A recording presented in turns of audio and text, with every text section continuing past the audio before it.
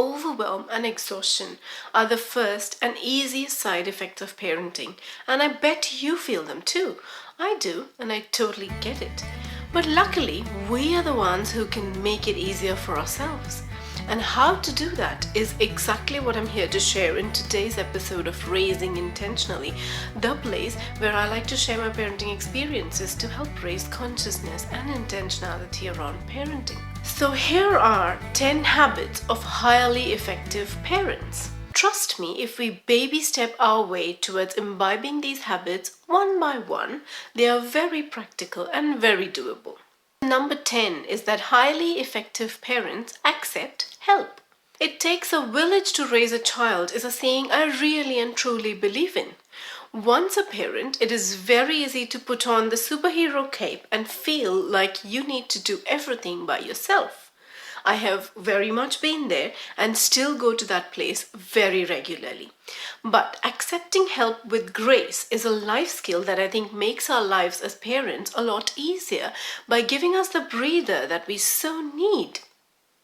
So if your friend offers to drop the children off to school one day, say yes please. If your mum offers to take care of the kids while you do a quick grocery shop, say yes please.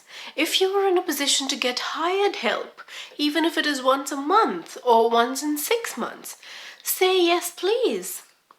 As parents, we are at a real risk of burning out, and parents who are not in their best form cannot raise children well. And a very good way to try to stay in your best form is to put down your superhero cape. Habit number 9 is that highly effective parents encourage independence. It's good for your child and good for you. Whatever little you can let them do will make a big difference. Can they get the glass of water by themselves? Let them. Can they put on their shoes by themselves? Let them. Can they feed themselves with their own hands? Let them.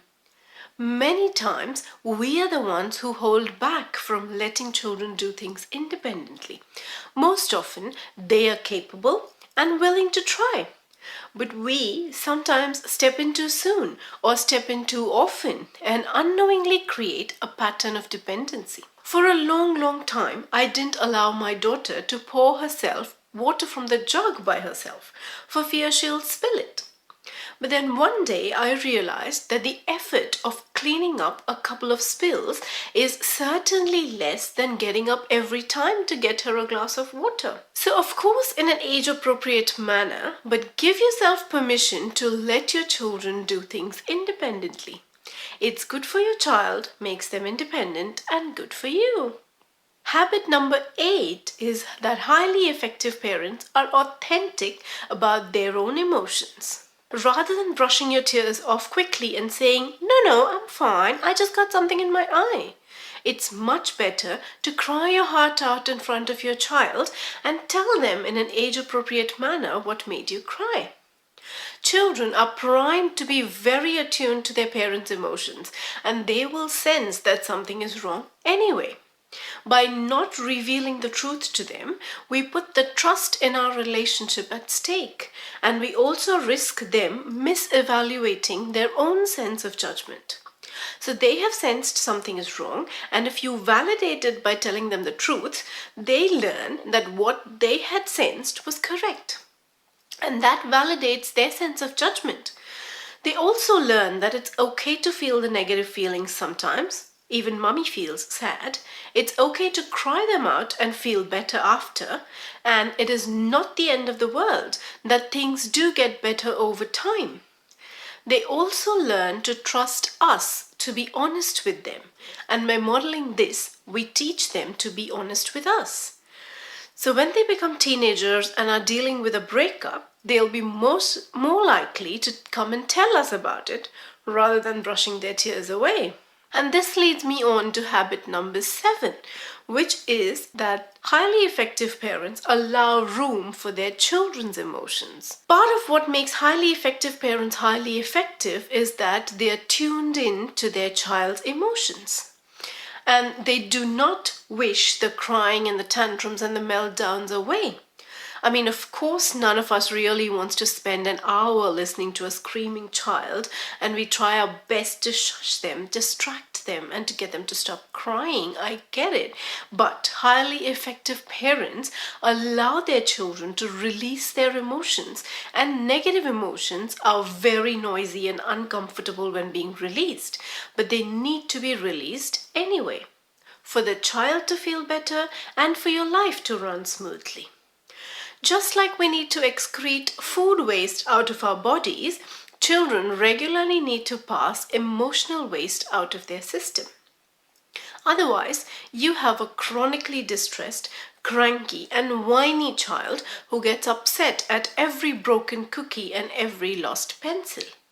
And that, I believe, is much harder to deal with. It is much easier to set everything aside for a few minutes, listen to your child's uncomfortable feelings without offering any advice, just listening to them with your full attention, and then enjoying a magically relaxed child who is able to focus on play and be immersed in whatever he chooses to do for uninterrupted long stretches of time. Habit number 6 is that highly effective parents expect turbulence. This allowing room for your child's emotions is very hard to do if you have not primed your brain to expect it. We always secretly expect our children to be in a good mood, to listen to us all the time, to be able to be independent all the time, to not complain all the time. And while I would love to live in an ideal world where this is possible, in a world where children are as human as all of us, this is not bound to be. So if we know to expect that our children might protest and put up a fuss when we say no to another scoop of ice cream, it just becomes a lot easier for us to deal with. We know the whining and crying is coming, and so we prepare our brain in anticipation, thereby making us feel more equipped to handle such situations calmly. And that brings me to habit number 5. Highly effective parents are unruffled. When children push back on boundaries, show resistance, cry, scream, or whine, highly effective parents are unruffled, in the words of Janet Lansbury. That is, they are not agitated, not irritated, but very calm, composed, and grounded. This is certainly not easy to achieve, and none of us can do it every single time because we are as human as our children.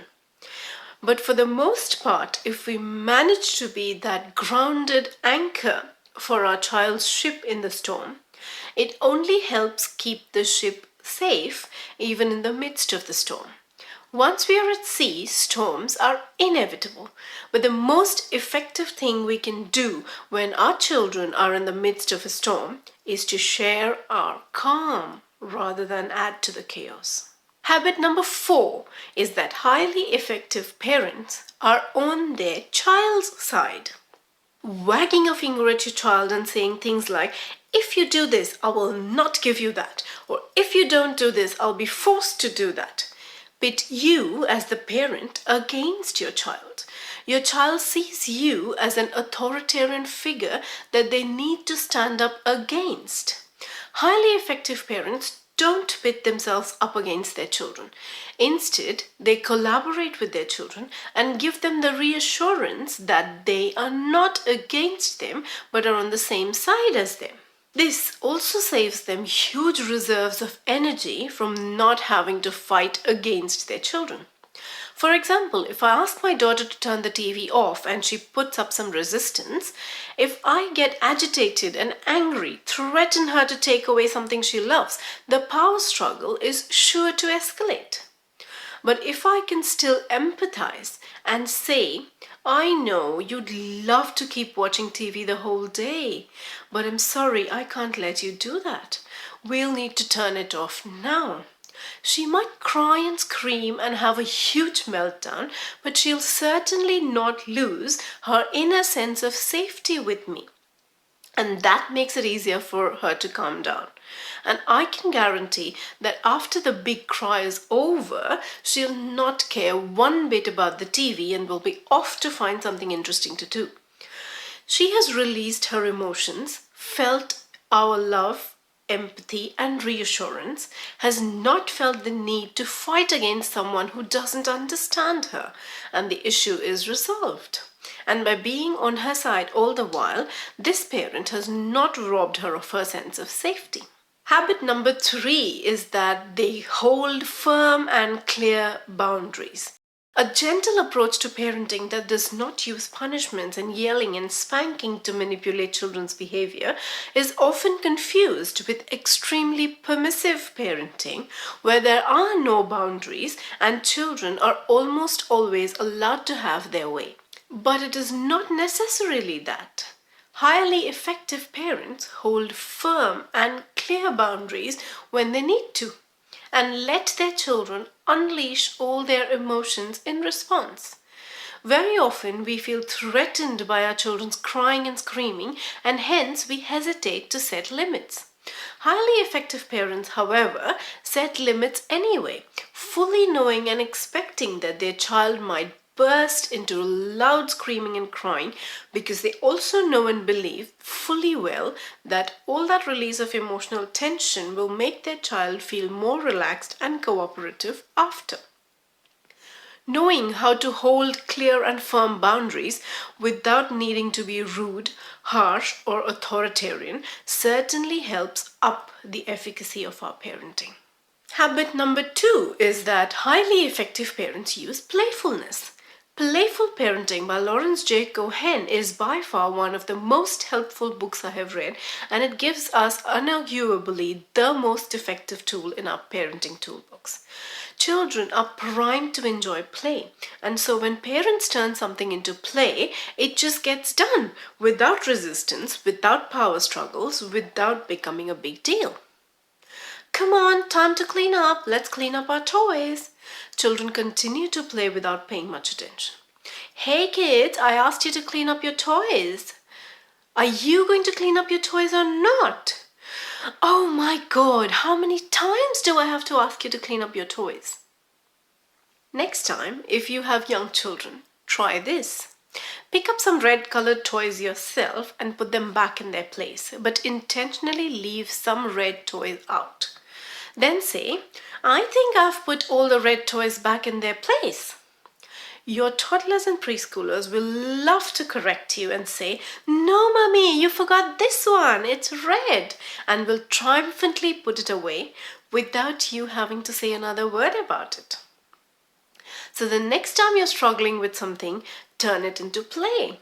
And habit number 1 is that highly effective parents invest in self-care, even 5 minutes of something they really love. The analogy of putting on your own oxygen mask first totally applies to parenting, and highly effective parents use it very effectively. If you yourself don't feel nourished, nurtured, and taken care of, then you're not sufficiently equipped to cater to your children's needs.